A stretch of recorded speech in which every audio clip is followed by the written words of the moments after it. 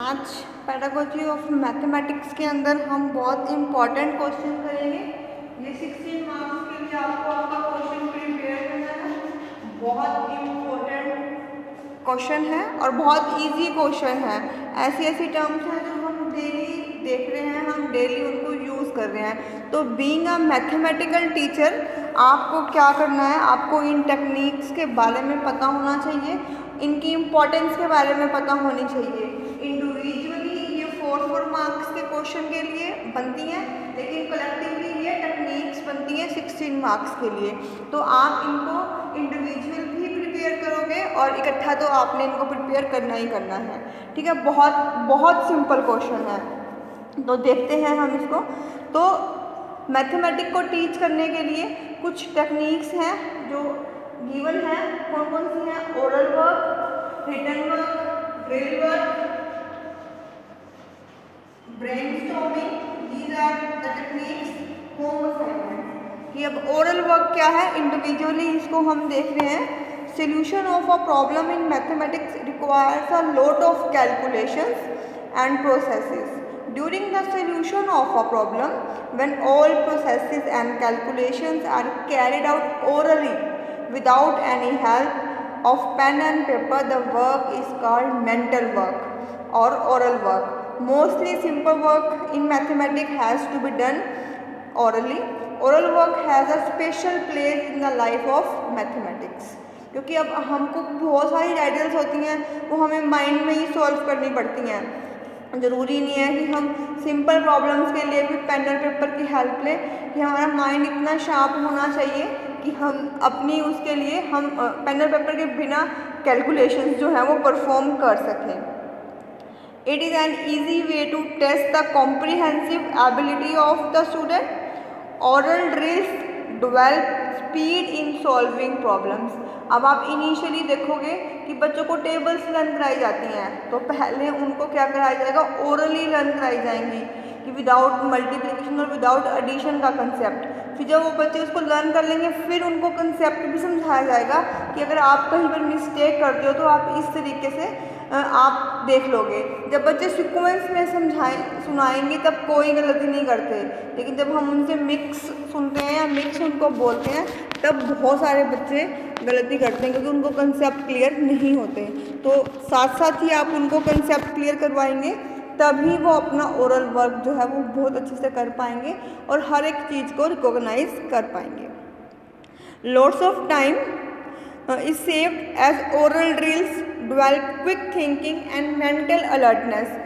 Same time में teacher जो है वो क्वेश्चन बहुत सारे बच्चों से पूछता है, यानी कि पूरी क्लास से ही पूछता है, तो आंसर जो है वो हर बच्चा नहीं दे पाता, कुछ बच्चे आंसर दे पाते हैं। तो जो बच्चे आंसर दे पा रहे हैं कि मीन्स उनका माइंड जो है वो फुली डेवलप हो चुका है और वो अलर्टनेस के साथ अपने आंसर गिव कर रहे हैं अपने टीचर को।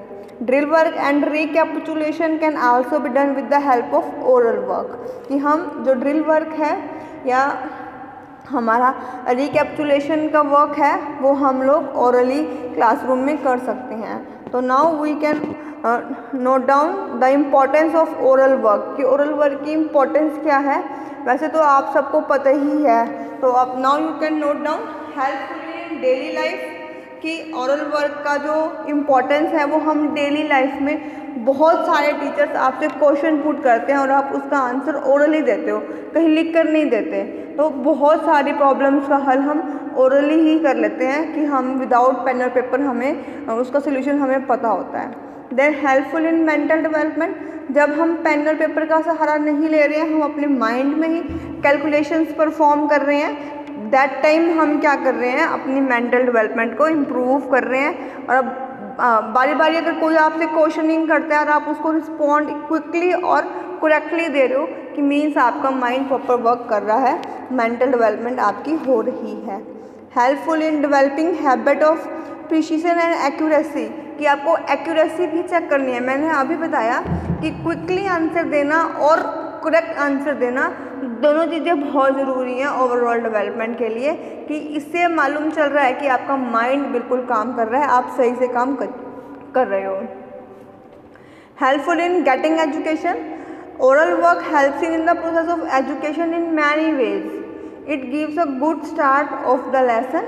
Drill work and recapitulation done with the help of oral work. Oral questions are very helpful to teacher in judging whether the students are following the lesson or not. Then helpful in saving time and energy. Teacher आपको paper पे लिखने के लिए problem देगा, फिर आप solution बोलोगे, लिखोगे, टीचर चेक करेगा, तो it consumes lots of time. तो उस टाइम और एनर्जी को सेव करने के लिए टीचर रिकैप्चुलेशन कर सकता है, ओरली कर सकता है. आपसे क्वेश्चंस पुट कर लिए और आपने उसका आंसर दे दिया. स्टिमुलेट्स पीपल पार्टिसिपेशन, कि आप ओरल वर्क करेंगे तो टीचर को चाहिए कि पूरी क्लास अलर्ट रहे, बच्चों को ये रहे कि हाँ टीचर हमसे क्वेश्चन कर सकता है, तो उनकी पार्टिसिपेशन एक्टिव रहती है. अगर टीचर ने सिर्फ आना है, पढ़ाना है और चले जाना है, तो बच्चे कहेंगे कोई नहीं, इसका तो काम बोलना ही है, बोल लेंगे चले जाएंगे. नहीं, आपको पार्टिसिपेशन करानी है बच्चों की, तो आपको बीच बीच में क्वेश्चनिंग जो है वो करनी पड़ेगी, तभी बच्चे जो है अलर्ट रह सकेंगे, एक्टिव रह सकेंगे. होप कि आपको ओरल वर्क का जो इम्पोर्टेंस है वो समझ में आ गई होगी. मैं एक बार फिर से helpful in daily life, helpful in mental development, helpful in developing habit of accuracy, helpful in getting education, helpful in saving time and energy, then stimulates people participation. ठीक, these are the importance of oral work. Now we are on written work. Problem solving in mathematics requires oral work in the beginning, but when the calculation work in a problem become complicated, then we have to use the pen and paper. It's true that written work is not at all essential in solving a problem. If one possesses an unusual memory and developed thinking and reasoning ability, he has a free hand to use of oral mathematics in solving difficult problems of mathematics. Thus, written work is merely an extension of the oral work. जहाँ पर oral work ख़त्म होगा वहीं से हमने written work start करना है. Written work का बेस भी जो है वो ओरल वर्क से ही होगा. टीचर बहुत सारे कंसेप्ट हैं जो ओरली समझाता है और आपने उसको इम्प्लीमेंट रिटर्न वर्क के अंदर करने होते हैं. फॉर्मूलाज जो होते हैं जो टीचर बहुत बार आपको ओरली समझाएगा और आपने उस चीज़ को रिटर्न में आपने यूज़ करना है when you are performing your calculations. ठीक है. The study of mathematics can not limit and confine itself to oral work only, कि मैथ्स की कैलकुलेशन का वर्क ओरली डन नहीं किया जा सकता. ओनली ओरल वर्क से काम नहीं चलेगा. We have to done the written work as well as the remaining responsibility lies with the written work. Only written work जो है हमारे एम्स को फुलफिल नहीं करेगा, हमें रिटन वर्क करना पड़ेगा. एग्ज़ाम्स भी जो होते हैं वो हमारे रिटन फॉर्म में ही लिए जाते हैं. It is essential that what has been done in an oral should always be fixed through written work. In a true sense, written work should always be considered as an extension of oral work. Written test requires the use of writing materials like paper and pencils from the examiner and examinees. Students receive test questions via written media known as question paper and are needed to give their responses on the supplied answer sheet or the question paper itself in the written form. The scoring and interpretation of these answer sheets or written responses thus become a basis for the evaluation of the teaching learning outcomes, performance and abilities of the student. Written tests are mostly frequently and properly used evaluation techniques. These are also used for the evaluation. The question framed in the written test are generally of three types: essay type questions, short answer type questions and objective type questions. Common mistakes committed by the student in their written work: a student is unable to tell why the lines are equal in the diagnosis test. There are some common mistakes जो maths के बच्चे हैं written exam में करते हैं, जब वो diagrams create करते हैं या ज्योमेट्री का कोई भी वर्क करते हैं, तब कुछ कॉमन मिस्टेक्स दे रखी हैं यहाँ पे, तो हमें इसमें इतना डीप जाने की ज़रूरत नहीं है। हम इसका सीधा ही इम्पोर्टेंस पे आते हैं कि इम्पोर्टेंस क्या है रिटन वर्क की। ठीक है, ओरल वर्क अपनी जगह इम्पोर्टेंस रखता है और रिटन वर्क अपनी जगह इम्पोर्टेंस रखता है। Both of them are complementary to each other in the process of learning and make other learn. Oral and written works are to be done at the same time. हर काम orally नहीं किया जाता, हर काम written से नहीं किया जाता, तो दोनों एक दूसरे के कॉम्प्लीमेंट्री हैं, साइमल्टेनियसली सेम टाइम पर ही यूज़ किए जा सकते हैं। कि आपने एक बार पहले उनसे ओरली सुन लिया, फिर आपने उनको बोला कि आप इसको अब पेपर पेन पे एक्सप्लेन करके दिखाओ। Both of them are helpful and essential for solving the sums of mathematics. While solving any problem in written, we have to think a lot. Oral work in work makes the student attentive and alert, and written work provides them accuracy. अब accuracy कब आएगी? जब बच्चे practice करेंगे। Practice कहाँ करेंगे? वो written work से करेंगे। ओरली से वो चीज़ सुनेंगे, समझेंगे, और रिटन वर्क से उसकी एक्यूरेसी को इंक्रीज़ करने के लिए, स्पीड को बढ़ाने के लिए, रिस्पॉन्ड कितनी जल्दी करना है, तो उसके लिए रिटन वर्क हमारे लिए बहुत ज़्यादा ज़रूरी होता है। होप कि ये दोनों आपको समझ में आ गए होंगे। ठीक है, तो move on the third one. This is the drill work.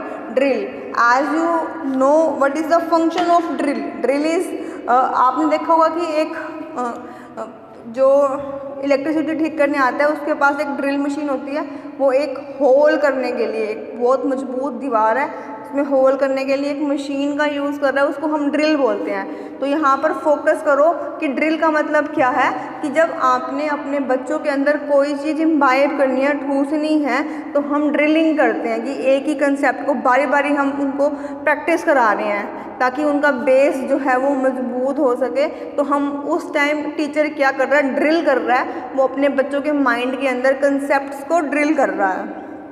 ठीक है, there are 4 major devices for fixing an impression on the minds of the people. Drill work से होता है, रिव्यू से, आस्किंग क्वेश्चन से, एंड डिस्क्राइबिंग आउटस्टैंडिंग प्रॉब्लम से। कि जब हम ये चारों काम कर रहे हैं, ड्रिल कर रहे हैं, दैट टाइम क्या है, टीचिंग लर्निंग प्रोसेस के अंदर बच्चों के माइंड को प्रिपेयर किया जा रहा है, उनको अच्छे से समझाया जा रहा है कि ड्रिल कर रहे हैं हम, उनके माइंड में वो चीज़ें सेट कर रहे हैं।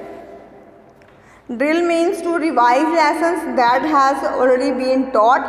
It is based on the principle of learning by doing that has already taught, and its work on the law of exercise. Drill provides opportunity to realize the aims and objectives of teaching mathematics. Students get chance to work independently. They endure to analyze and solve problems in learning and applying fundamental processes of arithmetic, formulas in algebra, preposition in geometry. Drill work plays a significant role. क्यों, देखो एक बार करा दिया बहुत सारे बच्चों को समझ में नहीं आएगा। अगर हम बारी बारी वो चीज़ रिवाइज करा रहे हैं विद इन टाइम पीरियड, तब हम क्या कर रहे हैं, उन कंसेप्ट को पक्का कर देते हैं। अब आप आजकल देखोगे कि नर्सरी केजी में सीखा हुआ क ख ग और A to Z जो है बच्चों को अभी भी याद होता है। काउंटिंग हम नहीं भूलते हैं, क्योंकि उस टाइम उन कंसेप्ट को इतनी ज़्यादा बार बच्चों को कराया जाता है कि वो बहुत बहुत टाइम तक बच्चों के माइंड में रहते हैं। Then how to make drill work effective. Drill work should be sufficiently motivated and well organised by the teacher. Drill exercises should be short and distributed over a period of time. Short होनी चाहिए और कुछ time बाद दोबारा से होनी चाहिए। ये नहीं है कि एक ही दिन में आप 50 बार करा दो, नहीं, आप 50 दिन में 5 बार 6 बार करा दो कि टाइम शॉर्ट टाइम पीरियड के बाद अगेन रिपीट कर दो, फिर रिपीट कर दो। तो इस तरीके से जो है उनके माइंड में वो चीज़ कंसेप्ट जो है वो पक्के हो जाते हैं। The material should be drilled should be meaningful. Drill should probably be indirect. Drill work should be individualized. Drill assignment should not be made task. Make success in drill work possible and let the students realize it. Students should be given proper environment for engaging themselves in an independent work of drill work. थोपना नहीं है, उनको उसके realise कराना है कि without drilling आप क्या जो है मैथमेटिक्स के कंसेप्ट काम चलने वाले नहीं हैं। तो इसकी मेरिट्स क्या है? It keeps the student awake, they have to work consistently, it assist the school authorities to know about the work that has been performed in class. Dull and bright students can be distinguished with the help of drill. It assists the student authorities to know about the work that has been done in class. It helps the teacher in identifying the weakness of the student and can provide individual attention. ठीक है, तो इस तरीके से हमने आज 3 देखी हैं। कौन कौन सी हैं? Oral work, written work, drill work. Then now we are on brainstorming. अब स्टॉर्म क्या होता है? स्टॉर्म का मतलब क्या है? स्टॉर्म का मतलब है तूफान। ठीक है, हम बहुत बार यूज़ करते हैं ये वर्ड। तो जो ये टेक्निक है, ये A.F. ऑसबॉर्न ने ये जो है टेक्निक यूज़ की थी क्रिएटिव थिंकिंग के लिए, कि इस टेक्निक के अंदर क्या होता है कि एक ग्रुप के अंदर एक प्रॉब्लम को रखा जाता है। ठीक है, जैसे बहुत सारी बच्चे बैठे हैं, उनके पास बहुत सारा माइंड है, तो वो प्रॉब्लम के सॉल्यूशंस देंगे। ठीक है, कि एक ही प्रॉब्लम एक ही टाइम में 40 डिफरेंट बच्चों को दी जा रही है, तो पॉसिबिलिटी है कि 40 सॉल्यूशंस जो हैं वो यहाँ पर आएंगे। तो उनमें से जो बेस्ट सॉल्यूशन लगेगा उसको चूज़ कर लिया जाता है। यहाँ पर हमने ये चीज़ नहीं देखनी है कि सॉल्यूशन राइट है या रॉन्ग है। यहाँ पर सॉल्यूशन को इनवाइट करना बहुत ज़रूरी है, एक्सेप्ट करना बहुत ज़रूरी है कि बच्चों के अंदर थिंकिंग की एबिलिटी प्लस उसको रिप्रेजेंट करने की एबिलिटी जो है वो इंक्रीज हो सके। तो brainstorming is a technique of exploring possible solutions wherein participants are encouraged to contribute suggestions without risk of ridicule. ठीक है, तो यहाँ पर बच्चों को हमने एनकरेज करना है कि वो अपने सजेशंस को दें और वो रॉन्ग और राइट के कंसेप्ट में ना फंसे। जो भी सॉल्यूशन उनके माइंड में आ रहा है तो वो इस सॉल्यूशन को यहाँ पर प्रोवाइड कराएं। इस टेक्निक को ही हम बोलते हैं ब्रेनस्टॉर्मिंग। ठीक है, तो ऑसबॉर्न क्या कह रहे हैं? Brainstorming is using the brain to storm a creative problem and to do so in commando fashion, with each stormer attacking the same objective. The crux of brainstorming techniques lies in the fact that exercise generates a wide spectrum of solutions as the participants explore along new and possible fruitful lines of thoughts. कि अब सही और गलत नहीं सोचा जाएगा, इतना encourage करना है बच्चों को कि वो क्रिएटिव प्रॉब्लम को सॉल्यूशन प्रोवाइड कर सके, कि वहाँ पर वो उनको बता पाएँ कि इसके फ्यूचर सॉल्यूशन जो है वो कौन कौन से हो सकते हैं। तो यहाँ पर बच्चों को हमने एनकरेज करना है। ठीक है, तो यहाँ पर हम करते हैं कि कुछ हैं। To start with a small group of student is formed, कि कैसे करना है। सबसे पहला काम क्या है कि एक स्मॉल ग्रुप को हमने फॉर्म करना है। They are asked to sit in a group and provide the with a focus और अ पर्टिकुलर इशू और अ टॉपिक। स्मॉल ग्रुप हमने अरेंज करना है, उनको बिठाना है प्रॉपर विद एक प्रॉब्लम के साथ, कि उनको कोई लेटेस्ट ट्रेंडी इशू दिया जाए जिसके ऊपर वो डिस्कस कर सकें।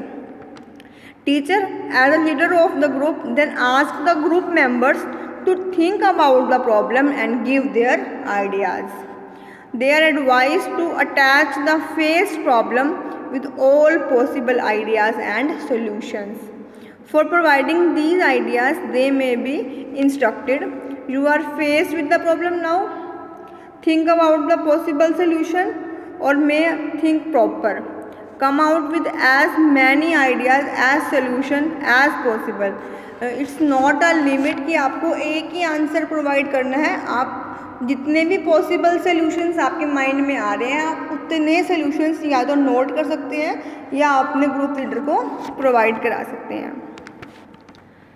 Don't criticise others idea but you are free to make alteration. आपने किसी को क्रिटिसाइज नहीं करना, आप अपने सोल्यूशन को अल्टर कर सकते हो, ये आपके पास पॉसिबिलिटी है। In this way students are encouraged and inspired for giving as many ideas और solution as possible. The group members and the leaders are supposed to receive these responses in the light of the following precautions. All ideas are to be encouraged and appreciated. Ideas are to be listed and accepted patiently. It's the responsibility of the group leader कि वो हर एक solution को appreciate करे, उनको listed करे कि कौन सा उसको ज़्यादा पसंद आ रहा है या कौन सा सोल्यूशन तक ज़्यादा जल्दी हमें लेकर जाएगा। पेशेंसली एक्सेप्ट करने हैं जो आपका लीडर होगा उसने। एनकरेज करना है, डिकरेज नहीं करना। तो ये आपका क्या था, ब्रेनस्टॉर्मिंग। ओरल वर्क जो डेली क्लासरूम में होता है, रिटन इसके साथ साथ चलेगा। ड्रिल वर्क भी डेली हो सकता है, टीचर के उस पर डिपेंड करता है, पर इसकी इम्पोर्टेंस कब है, जब फ्रिक्वेंटली हम इसको दोहराएंगे।